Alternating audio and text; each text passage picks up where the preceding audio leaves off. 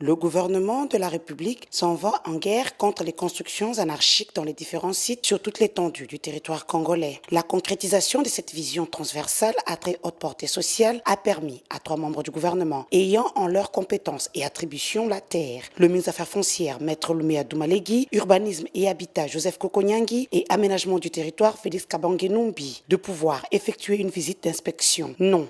Vous ne rêvez pas, nous sommes sur les sites spoliés de la régie des voies aériennes RV-Ansig, abritant l'aéroport international de Njili à Kinshasa, capitale de la République démocratique du Congo. À travers cette descente, ces 3 ministres martèlent la volonté du gouvernement d'appliquer dans la rigueur les prescrits de la loi Bakajika. Nous sommes propriétaires de cette terre, nous voulons rétablir l'autorité de l'État. Et nous allons le faire dans les brefs délais. Nous demandons à tous ceux qui construisent ici d'arrêter toute construction. Et s'ils le font, s'ils continuent, s'ils narguent l'autorité de l'État, je crois qu'ils n'auront que les yeux pour pleurer. Je crois que l'arrêté du gouverneur existe. Cet arrêté n'a jamais été abrogé. Et nous allons nous inspirer de cet arrêté pour agir.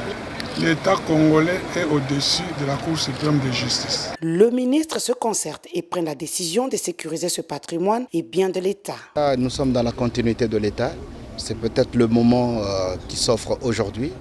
Je voulais peut-être intervenir en complément au ministre des Affaires foncières sur le fait que les terres, le sol et le sous-sol est propriété de l'État. Ça, c'est la première chose. Deuxièmement, la loi foncière autorise à ce que les servitudes soient protégées.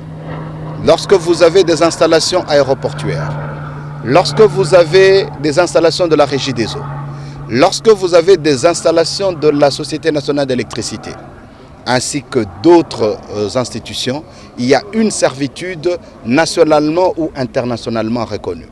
Lorsque vous regardez derrière nous, vous voyez le VOR. Là, je vais parler en tant que ministre de l'aménagement du territoire. L'aménagement du territoire suppose la gestion spatiale. Lorsque vous avez un VOR, le VOR, c'est l'appareil qui permet de guider les avions pour qu'ils atterrissent à Kinshasa ou pour qu'ils localisent qu'il y a un aéroport au niveau de Kinshasa. Les normes internationales exigent que le VOR soit dégagé d'au moins 400 mètres. Et nous sommes dans un aéroport international qui a besoin d'une servitude. Et l'espace où nous sommes, c'est un espace qui fait partie de la servitude des infrastructures aéroportuaires. Quelles que soient les décisions qui peuvent être prises, comme le disait le ministre des Affaires foncières tout à l'heure, pour raison d'utilité publique, cet espace doit être dégagé pour raison de sécurité. Nous étions sur la liste noire des aéroports. Aucun aéroport n'était reconnu en République démocratique du Congo. Après tous les efforts que le gouvernement a fait, nous ne pouvons pas nous permettre aujourd'hui qu'on puisse encore remettre l'aéroport de Njili sur la liste noire des aéroports à travers la République à cause du fait que le VOR est envahi par des maisons qui sont à 50 mètres, à 100 mètres. Et dans le cadre de la rénovation de l'aéroport de Njili, le vice-premier ministre, ministre des Transports, avec qui nous reviendrons sur le site, donnera d'autres décisions parce qu'au-delà de ce site où nous sommes, nous irons plus loin parce que le nouvel aérogare de Kinshasa, le président de la République, a déjà pris la décision. Cet aérogare va commencer à être construit dans les tout prochains mois et que par conséquent, il y aura d'autres décisions de l'État congolais afin de pouvoir doter cette ville d'un aéroport digne de son nom avec une servitude qui est respectable et qui respecte les normes internationales. Face à ces constructions anarchiques, sans aucun permis de construire, Joseph Kokonyangi, ministre de l'Urbanisme et Habitat, s'en va en guerre contre ce désordre foncier en République démocratique du Congo. Je pense que nous vivons ici une situation de non-État. L'État congolais doit être respecté. L'État congolais, c'est le peuple congolais. J'ai entendu parler de la Cour, de la justice et tout ça. Aucune personne, aucune justice n'est au-dessus de l'État. C'est d'abord la population congolaise qui survole ici et qui peut mourir un jour. À ce que je sache, je n'ai aucun plan d'aménagement de ce site. je n'ai jamais signé un plan d'aménagement de ce site. Donc il n'y a pas matière à discussion, je ne reconnais pas ce site. Je n'ai signé aucune autorisation de bâtir de cet endroit ici. Et donc je pense que c'est vraiment une rébellion.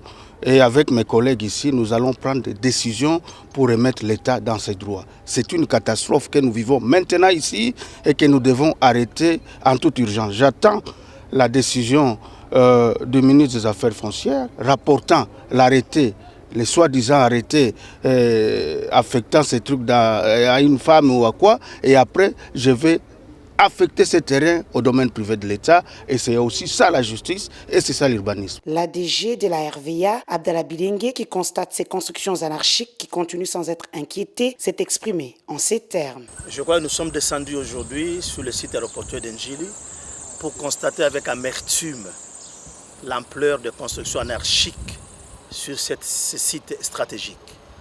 Je pense que vous en souviendrez, 3 membres du gouvernement étaient descendus ici. Et nous avions des promesses fermes, des réactions rapides et urgentes qui devaient être prises pour la sécurisation de ces sites aéroportuaires. Aujourd'hui, nous constatons que les constructions ne font que pousser et aucune action forte n'est faite. C'est déplorable. Oui, pourquoi pour ce jour, nous invitons encore une fois le pouvoir public à s'investir pour sécuriser la navigation aérienne sur la plateforme d'Ndjili. Toutes ces constructions autour du VOR constituent un danger permanent pour des catastrophes aériennes qui sont à éviter maintenant difficilement. Nous espérons, avec ces messages, des cris d'alarme que nous lançons aujourd'hui, qu'une réaction rapide et urgente et efficace sera prise par l'autorité publique pour procéder à la destruction, à la démolition de toutes ces constructions qui empêchent les équipements d'aide à la navigation aérienne d'être utiles pour les usagers aériens de l'aéroport. Seul l'État congolais est propriétaire de la terre, le sol et les sous-sols lui appartiennent. Il constitue la seule autorité chargée de déterminer les espaces de terre et diverses exploitations. Qui achète mal, construit mal. Achète et construit pour l'État congolais.